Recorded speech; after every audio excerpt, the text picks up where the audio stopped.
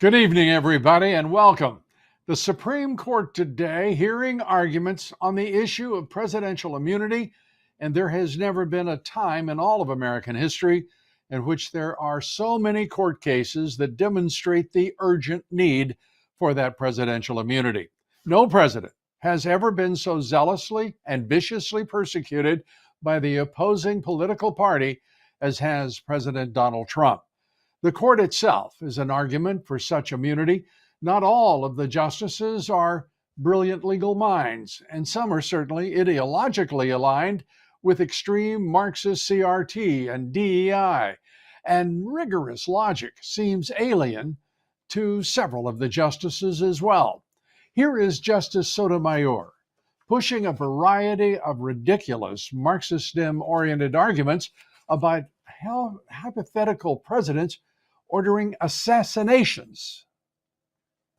If the president decides that his rival is a corrupt person and he orders the military or orders someone to assassinate him, is that within his official acts for which he can get immunity? It would depend on the hypothetical, but we can see that could well be an official act. It could, and why? Because he's doing it for personal reasons. He's not doing it like President Obama is alleged to have done it, to protect the country from a terrorist. He's doing it for personal gain. Well, Sotomayor mentions Barack Obama's drone killings of civilians. The ACLU actually sued the Obama administration over the killing of 3 American children. Is Barack Obama in prison, or is he still out walking around free and making millions of dollars for, well, that part is not clear. Sotomayor once again embarrassed herself in an exchange with Trump attorney John Sauer over so-called fake electors. Apply it to the allegations here. What is plausible about the president assisting in creating a fraudulent slate of electoral candidates? Assuming you accept the facts of the complaint on their face, is that plausible that would be within his right to do? Absolutely, Your Honor. We have the historical precedent we cited in the lower courts of President Grant sending federal troops to Louisiana and Mississippi in 1876 to make sure that the Republican electors got certified in those 2 cases, which delivered the election to Rutherford B. Hayes. The notion that it's completely implausible, I think, just can't be supported based on the face of this indictment or even knowing that the slate is fake. Knowing that the slate is fake, that they weren't actually elected, that they weren't certified by the state. He knows all those things. The indictment itself alleges, I dispute that characterization. The indictment affixes the word label to the so-called fraudulent electors. It affixes the word fraudulent, but that's a complete mischaracterization. On the face of the indictment, it appears that there was no deceit about who had emerged from the relevant state conventions, and this was being done as an alternative basis. But I want to... And there it is. But the Marxist Dems, as has become their privileged custom, are making their own set of rules and often facts, rigging elections, viciously using lawfare to destroy their political opponents, corrupting our courts without consequence, blatant raw corruption driven by the Marxist Dems and the deep state, who are doing their worst at this very moment to kill Donald Trump and America as we know it. President Trump remains the one man who stands above all of that corruption, who, despite the Marxist Dems' efforts to kill him, gets stronger by the day and more popular with all Americans, including those who traditionally have voted Democrat. But no more.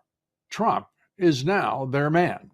And that includes New York City construction workers, card-carrying union members who burst out in a loud chant of USA, USA upon seeing President Trump ahead of his Marxist-run, Manhattan Soviet-style corrupt show trial.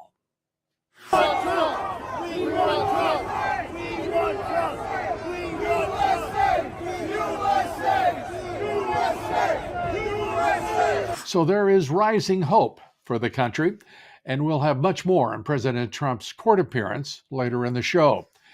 We have serious problems in this country, of course, existential serious problems.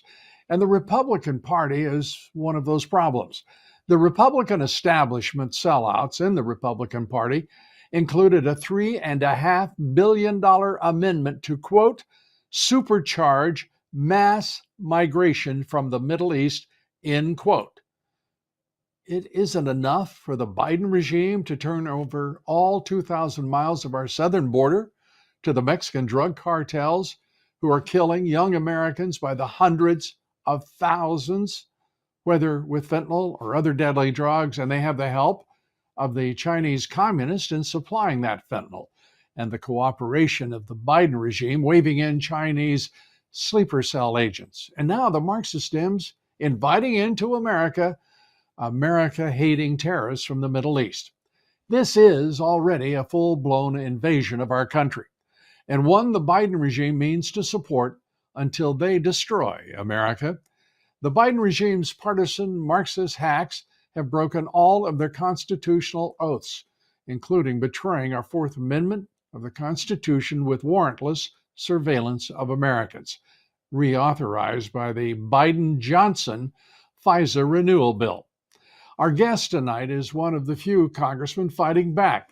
He's co-sponsored a bipartisan piece of legislation that seeks to constrain the surveillance state. His bill is called the Fourth Amendment is Not for Sale Act. And Congressman Warren Davidson of Ohio joins us tonight. Welcome, Congressman. Great to have you with us. We appreciate it.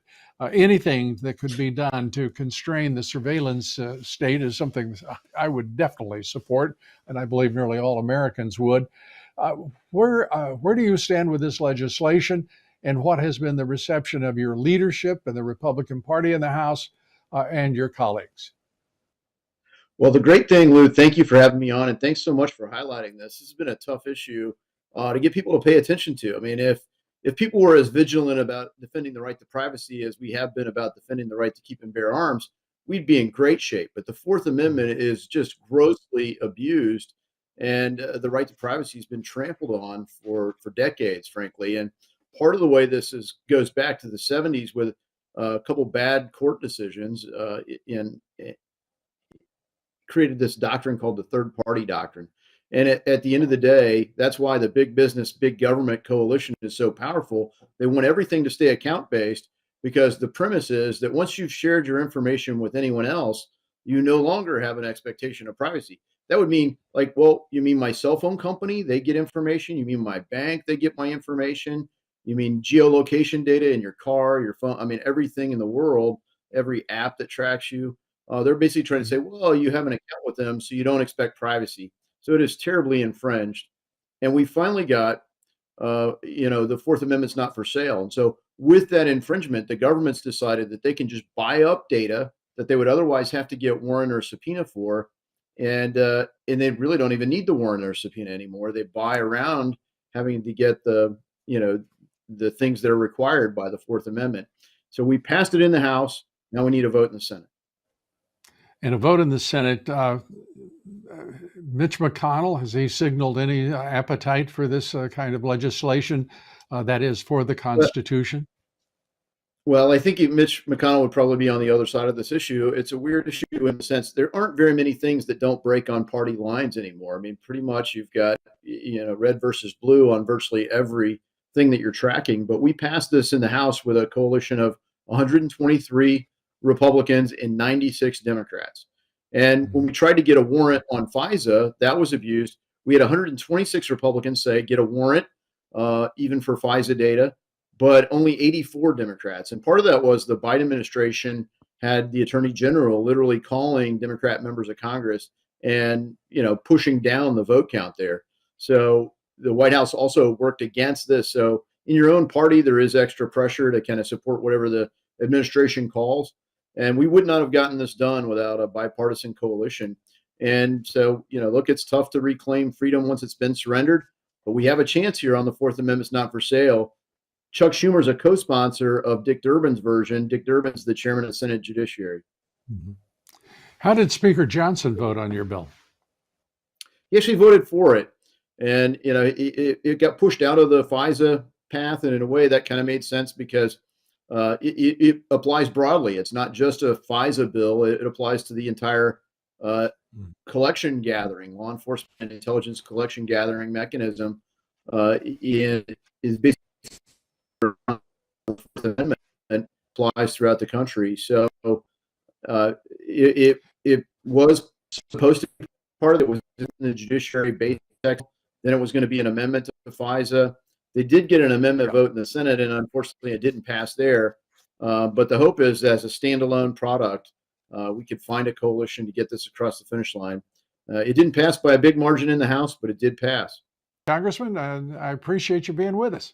Thanks so much. Warren Davidson of Ohio. Coming up here next, Marxist Dems are trying to manipulate Truth Social share price to hurt President Trump, of course. Trump Media and Technology CEO Deva Nunes joins us right after the break to discuss. Please stay with us.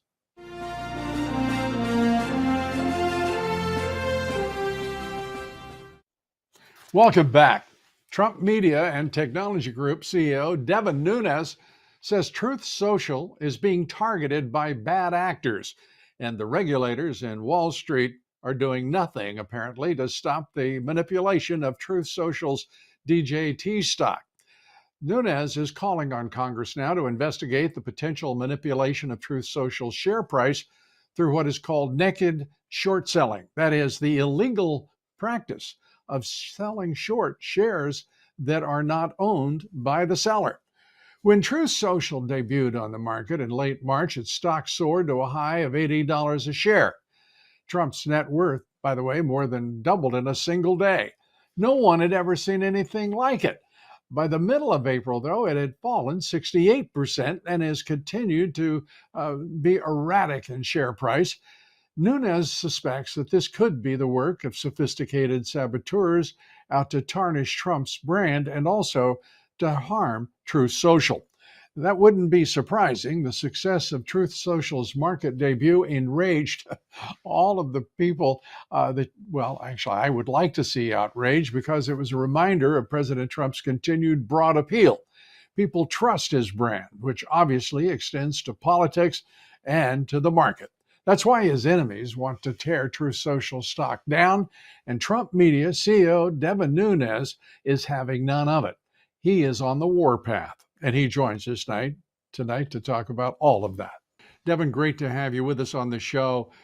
This issue of manipulation of the Truth Social stock, DJT, it's outrageous.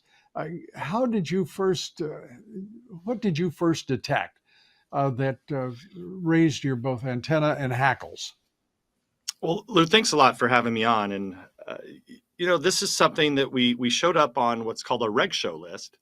And to be honest, it's something that doesn't happen a lot to stocks. If it happens, it doesn't happen for multiple days on end.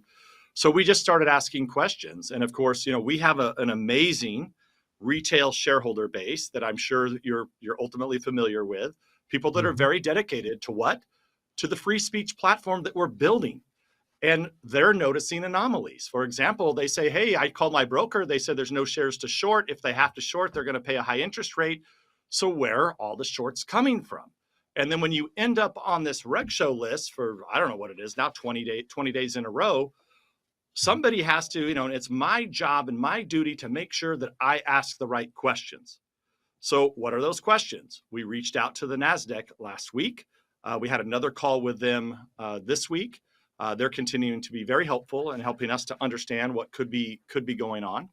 And then in addition to that, yesterday we notified the Congress, and we're asking the Congress to at least begin to ask the questions as to what could be going on in the stock. Maybe it's nothing, but maybe it is something. And when you see irregularities in the market, just like when you see irregularities anywhere else, we have a duty to investigate. And as you know, Lou, I enjoy investigations. So I'd rather be building our business every day. But if our retail shareholders are going to be attacked, or if they feel like they're being attacked, we are going to investigate to ensure that nothing is happening that's inappropriate in the market. Typically, naked short selling will come to the attention of regulators, both the exchange and both the exchange and the SEC. Will be wise to it fairly quickly. The fact that the and would you explain the red sheet and why that's important to your investors? Yeah, well, the question really is whether or not there's some people call it naked short selling. It also could be counterfeit shares, and the market makers. There's very few of them. There's a few big ones that are Mhm. out there, and then there's many smaller ones. But these are the ones that are handling the bulk of the activity. And I understand there's an exemption, and they need to make sure that they can balance and because everything's not one for one. There has to be some de minimis amount of fluctuation so that indeed people can make sure that there's liquidity in the marketplace. Right. In this situation, I think it's much different because we have such a dedicated shareholder base, retail shareholders. We're not spending time running to New York City or Boston or whining and dining with all of the big investment banks and the big institutions. Uh, you know, because we have retail shareholders, and we know this because they've been when we were just a private company. A lot of these investors came into the financing company that we were trying to merge with. Right. That process was, I think, a record in history to get done. You covered it for a long time. They Right. stuck with that financing mechanism so that they could merge with us. And we know because they extended so many times, that we had to go out in order to get their votes. We know, who many of them are, and from what we can tell, it seems like most of them have not sold. So then that kind of brings into question, well, if there aren't very many shares available, why is the stock fluctuating so wildly? Why Mm. are there so many shorts? And if that's the case, is there some unusual counterfeit shares that are being produced that are causing us to be on this list where orders are not being filled on the shorts? That's really what it comes down to, and we're going to try to get to the bottom of it. And we've notified Congress, and I think the challenge over time, Lou, has been this: that that over the years, when people do get busted for basically producing counterfeit shares, Mm. it's a slap on the wrist. They make hundreds of millions of dollars on trades, maybe even billions of dollars on trades, and it goes through mountains of legal costs if somebody's going to try to bring a case like this. And at the end of the day, it's a lot of money to you and I, but they may get a couple $1 million fine or a $10 million fine. Well, that could be 3 or 4 years in the rear view. What I've Right. said to Congress and what we're looking at is, look, if this is really happening and people aren't afraid of this, there's some other laws on the books called RICO. And if people are conspiring to commit RICO to do this, then it's a much different crime. And so all we want to make sure, and all of these big companies have my information. They know how to contact me. Many of them know me personally, or they know friends of mine that know me personally. They can just pick up the phone and call, and they can issue statements that say, "Wow, we don't like this either. We want to make sure that this doesn't happen." Why don't they Right. just do that? It seems like a very simple solution for all of these big investment banks and market makers. Hey, pick up the phone and call me. Yeah. Make some statements that actually make sense, that say, hey, we understand you're on the reg show list. Why don't we go ahead and look into this to make sure there aren't counterfeit shares out there? That would give such stability to the market. It's what our retail investors are asking Yeah. for, and it's what we're going to try to deliver to them, is Well, transparency and accountability if anybody's doing something wrong. yeah, in fact, it's the responsibility of the Nasdaq to do so as the exchange. This is there any reticence, any hesitation on its part to investigate this thoroughly? Well, to be fair, the Nasdaq has been on top of this. They Okay, encourage great, good. transparency. The regulators are actually the ones ultimately, who have to look into this. So, we've made the Nasdaq Mm. aware, we've made the Congress aware, and so the regulators, I'm sure, are aware of this. In fact, we know this: many of our retail shareholders have notified the SEC and FINRA themselves. We know that Right. because they send us copies of the letters that they're sending to them. So this is something that look, we just want to build our company. we have a very valuable company. We have one of the most iconic brands in 100 years with Donald Trump. It's the Yeah. only platform that he posts to regularly with, that he's doing most of the time himself, as I'm sure I saw some earlier True Social posts that you had on your screen. And then we're building this really impressive streaming platform to give people homes that don't have homes, which are many people that are producing great news content. It's religious content, it's family friendly content. So we're trying to take the best of, say, a Fubo, a Sling, Xfinity, Netflix, and put it into one for content that is canceled. And this is a really important feature that we're building out. It's a whole new business line. And I want to be focused on that. That's what I want to be focused on. But if there's going to be games and there's going to be potential manipulation, I have a responsibility to make sure that we root any of that out. Yeah, the stock remains volatile, and these shareholders, the retail shareholders that you're talking about, as any CEO would, you want to assure that they are your first concern. And I compliment you for making certain that they are primary, and you're putting their issues and their interests before the SEC. Because this is, for too many firms on occasion on Wall Street, there's this idea that shorts provide great liquidity and therefore essential to the market. I will tell you that in my judgment, that's pure baloney. What's really essential is a secure market, and we are greatly blessed to have secure markets in this country.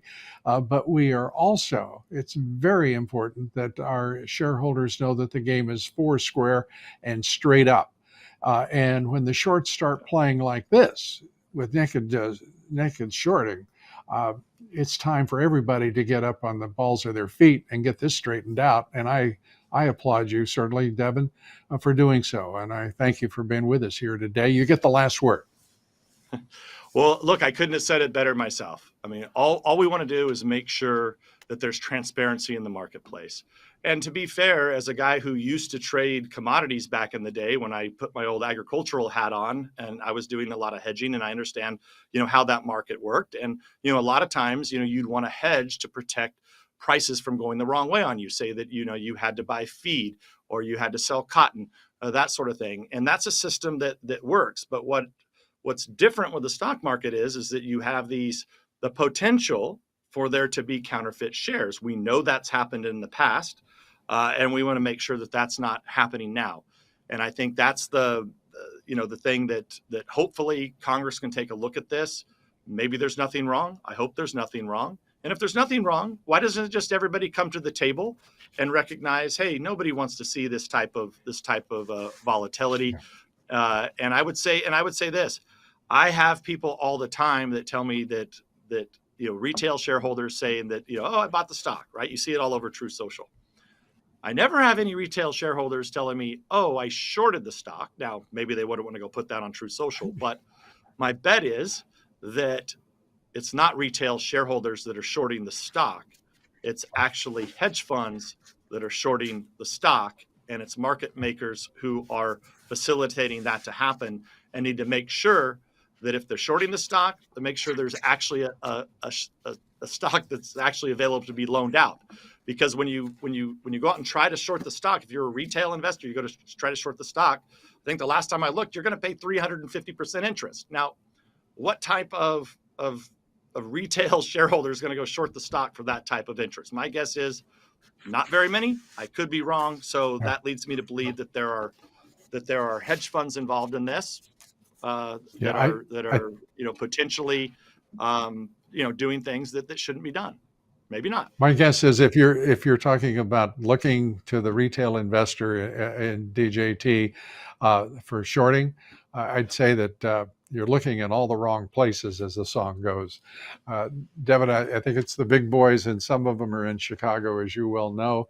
And by the way, for a man who's traded commodities, you've obviously got credentials on a spine of steel. So that's all to the good as well. Devin, great to have you with us as always. Thanks so much, and continued great success with DJT and True Social. Thank you, Lou. In other news, former Attorney General Bill Barr has come slinking back into President Trump's camp, apparently. This is after Barr had said Trump lacks a modicum of self-restraint, accused him of erratic personal behavior. And by the way, those were some of the nicest things he said about President Trump in the last almost 4 years. And yet, last week, Barr confessed that he plans to vote for President Trump in November. Here's Mr. Barr. Given two bad choices, I think it's my duty to pick the person I think would do the least harm to the country. And in my mind, that's I will vote the Republican ticket. I will support the Republican ticket. I think the real danger to the country, the real danger to democracy, as I say, is the progressive agenda. And while Trump, and I said, Trump may be playing Russian roulette, but continuation of the Biden administration is national suicide. Russian roulette. I don't know what to make of the man. Well, he is a former CIA agent. He is the guy who didn't investigate very thoroughly the Epstein murder. Oh, I said murder. I meant suicide. Well, generous of Barr, nonetheless, to offer up an endorsement of Trump like that. Here's what President Trump had to say in reply. Quote, "Wow, former AG Bill Barr, who let a lot of great people down by not investigating voter fraud in our country, has just endorsed me for president, despite the fact that I called him weak, slow-moving, lethargic, gutless, and lazy. Based on the fact that I greatly appreciate his wholehearted endorsement, I'm removing the word lethargic from my statement." That was very generous of the president. "Thank you, Bill," he concluded, end quote. Well, now I'd like to turn to some amazing savings from MyPillow. I'd like to tell you about them, and I'm excited to tell you about MyPillow's huge spring sale. And here are a few examples. Buy one MyPillow 2.0, get another absolutely free. These pillows are made with cooling technology, which means the best pillow is now even better. And I've got that better pillow. I have to tell you, it's terrific. My wife and I love them. And a new price for Percale bed sheets. 9 brand new colors and styles on the Percale bed sheets. They're made with the finest long staple cotton. And now you can save 50% or more. That's as low as $24.98 a set. And are you ready? For the first time this year, the My Slippers and Sandals for as low as $25 a pair. I love MyPillow slippers, and I mean this. They are the best slippers I have ever worn. And my wife feels exactly the same way. I mean, she loves her slippers, not mine. They're great. And they are great at any price. But for $25 a pair, you've got to be kidding. You win, and you win big. So go to mypillow.com, use promo code Dobbs. That's Dobbs, D-O-B-B-S. Can I say that again? Dobbs. Has a ring to it, and that's terrific stuff. So call 800-977-9152 to get the MyPillow 2.0. Buy one, get one free, or the Percale sheets for as low as $24.98, and My Slippers and Sandals for $25 a pair. It's an amazing offer, and for a limited time only. And when you order $75 or more, your entire order ships absolutely free. So obviously, you should go to mypillow.com, use promo code Dobbs. That does have a ring, doesn't it? Promo code Dobbs. And coming up here next, Trump and his allies up against the worst abuses of the justice system in American history. We have updates on 2 major cases coming up here next. And please join us on my podcast as well, The Great America Show, available at LouDobbs.com, wherever you get your podcast. We're coming right back, so please stay with us. And be sure to get to that mypillow.com.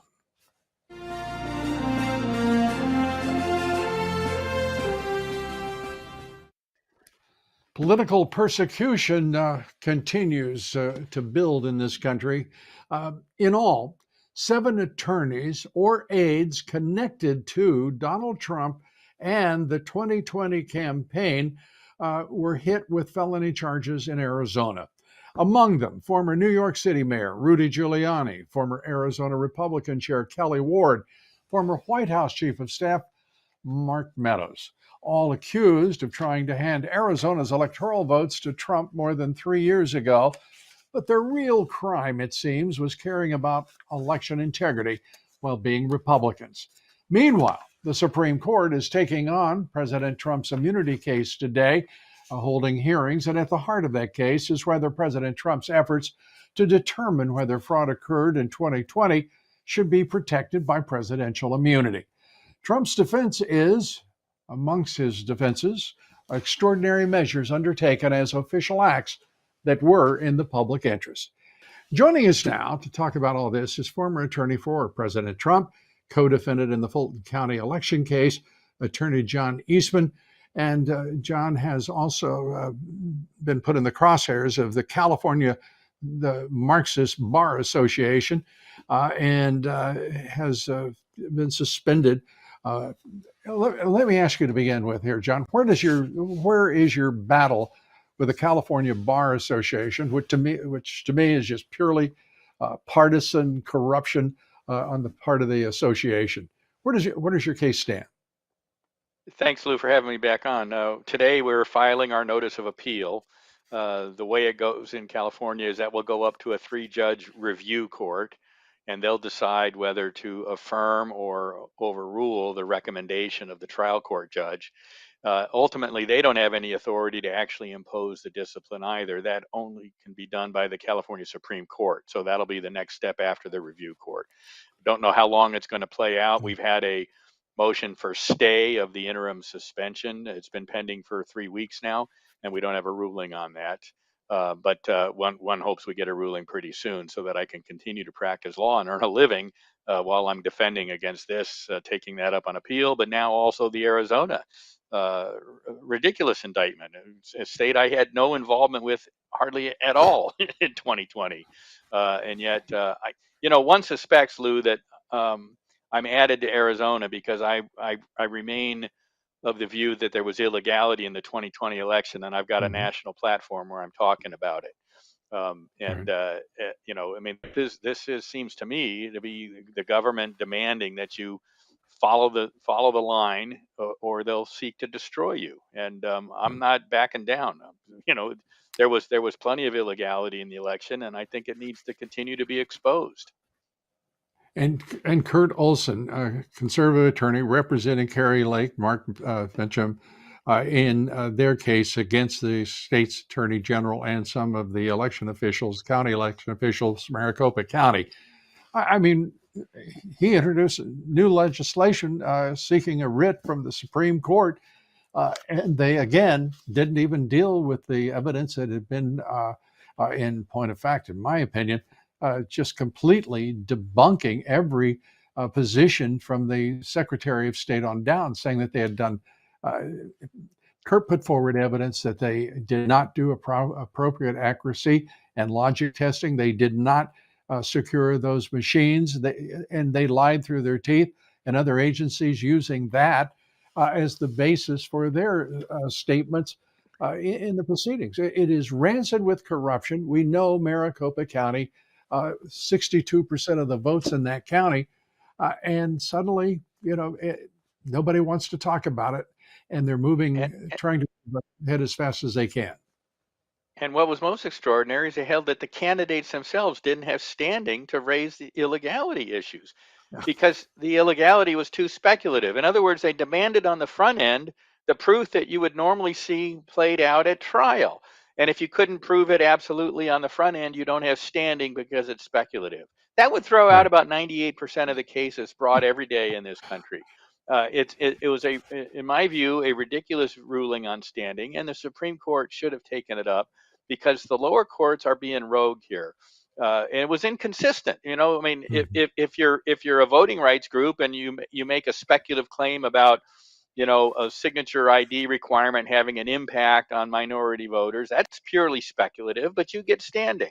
But when you've got actual evidence of things that have already happened, like no signature verification, like violations of the auditing standards or the certification standards, that wasn't speculative. That was hard evidence, and they still rejected these candidates having standing. This is And we are well down the path toward two-tier system of justice, and until the Supreme Court weighs in and corrects these lower courts, they're going to continue to do it because they're getting away with it. yeah, and standing has become the refuge of the scoundrels, in my opinion, in the judiciary. Every time I hear it, this is just a layman's view, but it seems like a smokescreen, a shield against having to deal with uncomfortable truths and issues that are sometimes deeply complex and embedded within the political system or the electoral system in this instance. I'd like to turn, John, to what the Supreme Court is doing today, and that is, of course, hearing the arguments over presidential immunity. They're not saying it. They won't call it presidential immunity. It seems I've noticed the left-wing media, they call it immunity. They call it claims of immunity, but they don't remind everyone that it is presidential immunity that's at issue here. Your thoughts on the Supreme Court's seriousness in confronting the issue of how important that immunity is for a president? Well, it looks almost like they're trying to find a middle ground, Mm-hmm. and I like to compare this to the other immunities that our Constitution recognizes explicitly for members of Congress. It's called the Speech and Debate Clause, and they can't be held to account for anything that they do in their role as a legislator. Presidential immunity is comparable. Judicial immunity is comparable. The way that these people are held in check is not subjecting them to ordinary criminal process, because it would be an unbelievable incentive for prosecutors, state prosecutors or otherwise, to destroy our separation of powers. The remedy the Constitution built is a political one. It's called impeachment. And the people that bring those impeachments have to be held accountable in the ways that individual prosecutors or individual judges are not. And it's an Mm-hmm. important check on the protection of the presidency against intrusions by the other powers, the other branches of government. And I fear from the oral argument today, the Supreme Court's looking for a way to split the baby and say, well, we'll have some immunity and not other Yeah. immunity. That will make You every know, future president think twice before they take any action that is necessary to defend this country, because of fear that somebody, in Fulton County, Georgia, or Maricopa, Arizona, might think otherwise of how you're exercising your presidential duty to take care that the laws be faithfully executed. but, let's just do this for fun. Let's pretend that you and I are Supreme Court justices right now, and we look out to New York, which has a corrupt judiciary, a corrupt prosecutor, a corrupt attorney general, and they are harassing, hounding, and trying to kill Donald Trump. They're trying to bankrupt him. They're trying to imprison him. And meanwhile, the Congress, some of the members of Congress want to remove, excuse me, remove altogether his Secret Service detail. They're trying to kill the man. If we look to D.C., those courts are absolutely corrupt. There's nothing strange or new or even eccentric about being able to use your lying eyes occasionally. Hundreds of people still in the D.C. gulag, some of them without trial yet in over 3 years. Let's go down to Georgia, Fulton County, a corrupt district attorney's office, a corrupt judge in the case, and if at best, if you want to be generous, a completely incompetent judge in an impossible situation. But the reality is, as we look at what is happening in Georgia, it's a corrupt state. It's a corrupt county. It is an analog, for crying out loud, to Arizona. Corrupt county, corrupt state, and then go to Florida. Judge Cannon, if we didn't have Judge Cannon at least trying to follow the law in the case of the Jack Smith persecutions, where in the world would we be? I mean, right now, if you're a justice of the Supreme Court, look around you. Look at the infamy that has been visited upon the courts, the legal profession, the legal associations, and the American people. And one president who's been persecuted politically for now 9 years, John. What do you think you and I would vote? I mean, would we pay attention to our lying eyes? No, I think you and I both, Lou, would step in and put a stop to the process. Look, part of the problem here is by waiting till the end of this debilitating process.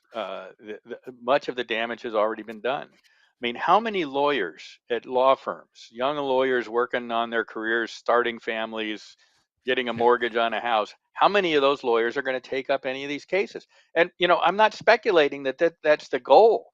The head of the 65 project, or one of the heads of the 65 project, was very explicit. Our goal is not just to get them all disbarred, but to make them so toxic in their firms and their communities that, quote, right-wing legal talent won't ever want to take on these kind of election challenges again.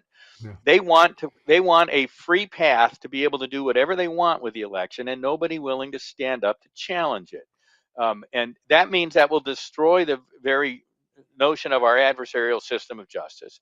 But more importantly, it'll destroy the notion of consent to the governed, because the way we give our consent to the government is by free and fair elections. And if they want elections that are not fair, that people, one side of the aisle breaks the rules with impunity, and nobody has the courage to stand up against it because of the immense cost, financial, reputational, family, everything else cost, then we will have destroyed the notion of consent to the governed, a cornerstone of our Republican form of government.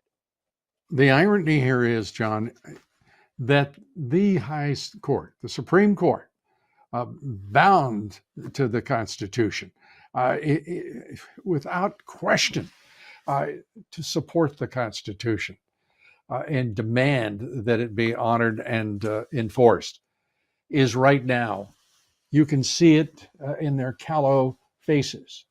They are right now thinking about, as you said, if we just find some way to say this is a matter of standing, if we can just find some clever way to be half measured in our response here, instead of where we have absolute political interference with the presidential election, intervening to do the right thing. And they're the only institution we have left that is presumably not corrupt and has the power to do so with a vote. Your thoughts as we wrap up? Yeah, no, I think that's right. And, it's incumbent upon the Chief Justice to try and marshal as near a unanimous decision as they can, and to speak very clearly that this stuff will no longer gain sway. They've got to put a stop to it, and they've got to do it in unmistakable terms. If they try and hem and haw, then that will just create excuses for the lower courts to continue to do what they're doing. They need to be very clear, they need to be bold, and they need to put the marker down unabashedly and unambiguously.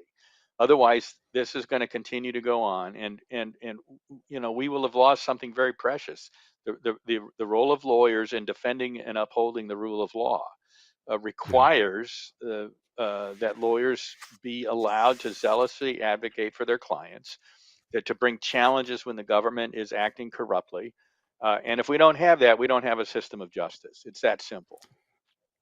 And add to that the evidence that this court has been intimidated by the Marxist Dems who have demonstrated, intimidated, and actually, in some cases, tried to do bodily harm to some of those justices, all in the name of intimidation, so that they would not believe their lying eyes. John Eastman, thanks so much. We wish you all the very best in your battles and the nation's battles that you take up as well. Thank you for both. Thank you very much. Thanks for being here. Thank you for continuing to highlight all these problems. I appreciate it. Thank you. Appreciate it. Up next, anti-Israel protests are out of control on campuses all across the country. We'll show you the latest demonstration of that unfortunate reality. Stay with us.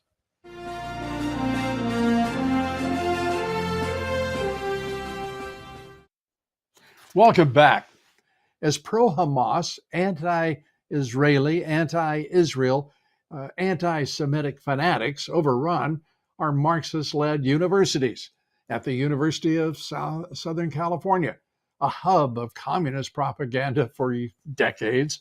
The LAPD arrested 93 rioters who refused to disperse, as they were told to do, disperse from their campus intifada.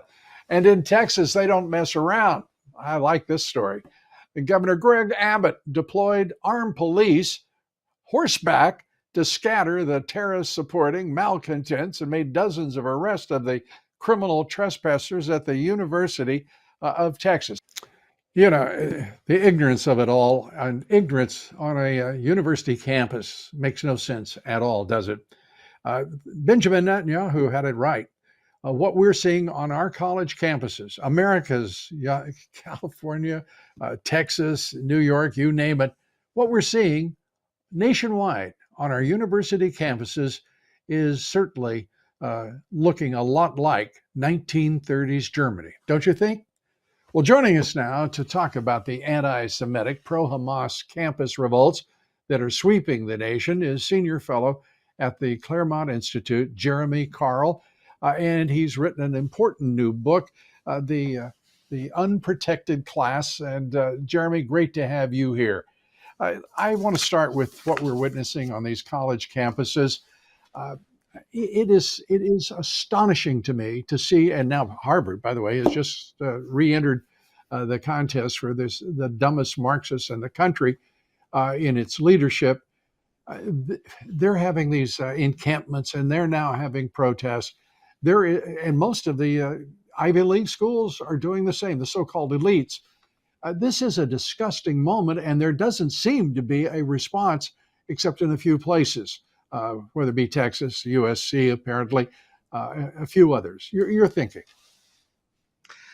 Yeah, well, thanks for having me on, Lou. And I spent almost 2 decades at these types of schools between Harvard, Yale, and Stanford, so I kind of have some perspective on that. But I think they've really just, even in the time since I've left several years back at Stanford, they've just continued to go downhill. There is increasing just intolerance of other views. There's increasing radical leftism. And I think what's really interesting about these anti-Semitic protests that are going on is that in some ways, these are downstream of anti-whiteness, which is kind of the subject of my new book. Now, of course, I mean, there are some people there who are just anti-Semites because they hate Jews. But I think that there's a larger group that simply say, well, Jews are white and Palestinians aren't white, and we don't like white people. And so you see these sorts of ignorant protesters out there who don't even understand what they're protesting against, except that they kind of know that white is bad, Jewish goes in the white category, and everything kind of follows from there. Mm-hmm. You know, I think that's interesting because that also means that the Arabs, of course, are white. That also means, of course, that Hispanic people, that is, from Spain, are white. And so it gets very complicated for the Rainbow Coalition, doesn't it?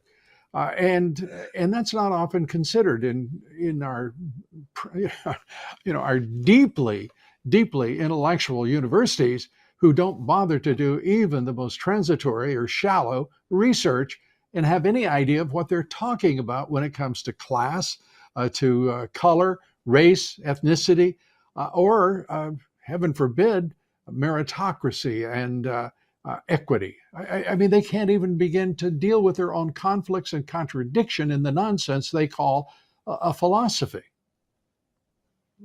Yeah, well, I think, again, you're accurate in that, in really pointing out that a lot of these categories, I mean, they do have some biological basis, but they're also heavily socially constructed. Even amongst Hispanics, as you note, there's white Hispanics, self-identified, and there's non-white Hispanics. There are Arabs who have been white up until now in terms of how they've been dealt with on the census, but in 2030 census, if the Biden administration gets their way, something I talk about in the book, then they're not going to be white anymore. It's kind of this broad scale flight from whiteness that's going on. Nobody really wants to be white because they perceive that it's, low status. Well, for example, you mentioned non-white Hispanic, which you can find on a government document, but what does it mean? Who is that person? What does that person look like? What is their biological, genetic train that makes them such? Yeah, well, and so this is where, again, you just get a classic example of it could be a number of things. And what our government is choosing to do is to divide us into a bunch of categories rather than unite us. So in some cases, it could be a Hispanic of primarily or wholly indigenous descent. It could be a Hispanic who's an Afro-Latino or even an Asian descent person who grew up in a Hispanic country. But in other times, it's just going to be a person who's maybe 80% European by origin, and they've chosen to identify as Hispanic, maybe because there's some legal benefit for them doing so, or to identify as non-white. There's money in it for them. There's money. There's absolutely there's money in it for them, and we're sort of increasing that as a population that we're saying, let's go do more of that, as opposed to what I call in the book, studying Eric Kaufman, who's a multiracial scholar of ethnicity, that you sort of could white shift as an alternative to kind of create a new American ethnicity that would have people from lots of different ethnic backgrounds, but all kind of identifying as one people. So what about all of us poor white people? We're unprotected. We are vulnerable. We are sitting here watching our tax dollars be spent on DEI programs, critical race theory in the U.S. military.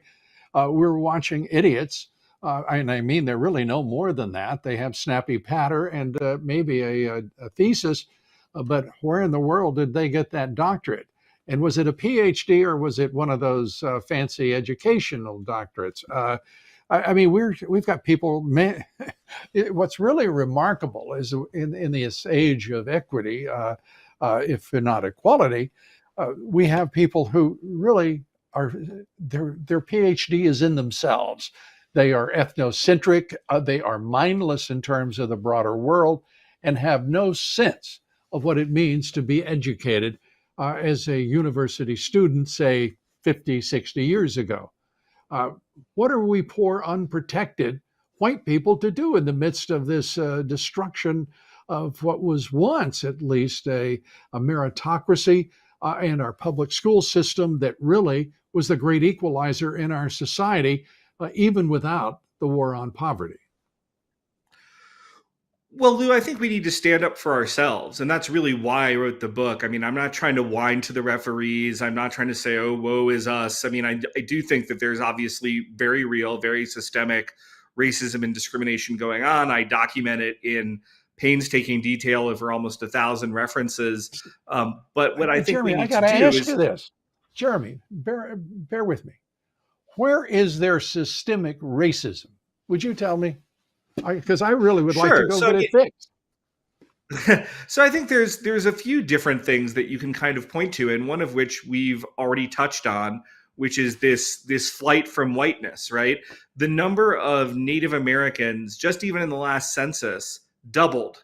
Now, that wasn't because of a huge explosion of Native American fertility.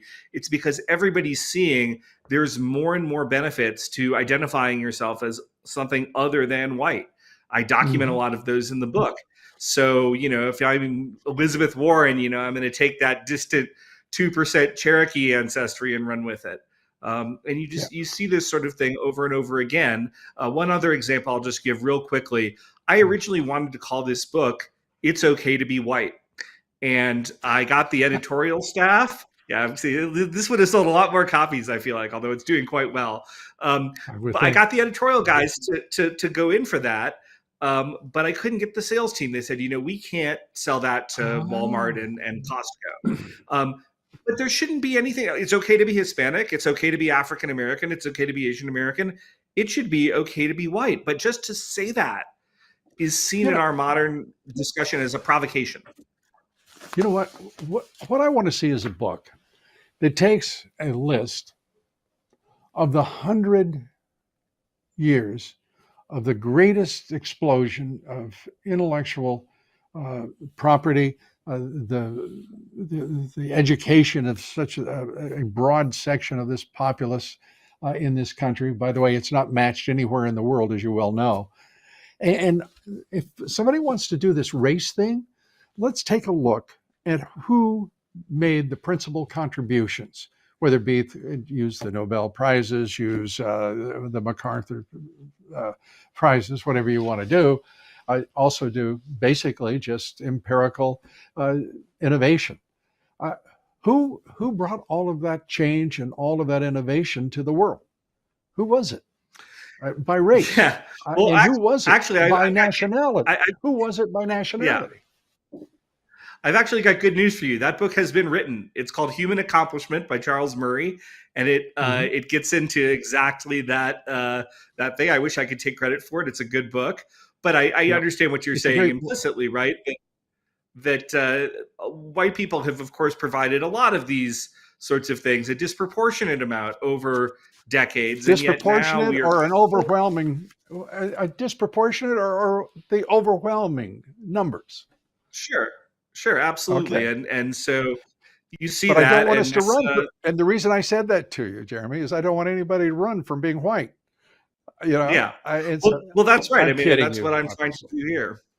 That's what I'm Well, you're trying to do doing here it is say greatly. that And run from it. and by the way, Charles Murray's written a lot of great books. And by the way, I include the bell curve amongst them. So that tells you what a renegade I am. Uh, so there we are. And I want to tell you that I really want to recommend to you The Unprotected Class. Some of us have a vested interest in it since it pertains to us. And we recommend it to you, whether you're white, whatever your race, ethnicity, biological preference, and genetic circumstance. Jeremy Carl, come back soon. I really, really enjoyed talking with you and appreciate it. Thanks so much. Thanks so much, Lou. It was a pleasure to be on. Great to have you. Jeremy Carl. The book is The Unprotected Class. We've got a lot to talk about in that book. But before we go, please join us for my podcast, The Great America Show. Every day you get to have our podcast wherever you get yours. And I want to turn now to MyPillow, one of my favorite products. Also, I want all of you to know about the amazing quality of those MyPillow products, especially the items I've enjoyed myself. I can tell you right now, so little is said about the quality of these amazing products that Mike Lindell has created over the course of the last 10, 20 years, he and his great employees. I love the MyPillow products. My wife does as well. We love the Giza sheets and our MyPillow slippers. And I'm telling you, you can't beat the comfort of those slippers at any price. MyPillow products are high quality. They're amazing quality and amazing low prices to boot. MyPillow, with those hundreds of products that you need to know about, all of them you need to know about. And to get the word out, Mike is throwing a $25 sale extravaganza. Here are just a few of the deals waiting for you. 2-pack multi-use MyPillows, $25. MyPillow sandals, $25. And their 6-pack towel sets, $25. Brand new 4-pack dish towels, you guessed it, just $25. And for the first time ever, are you ready?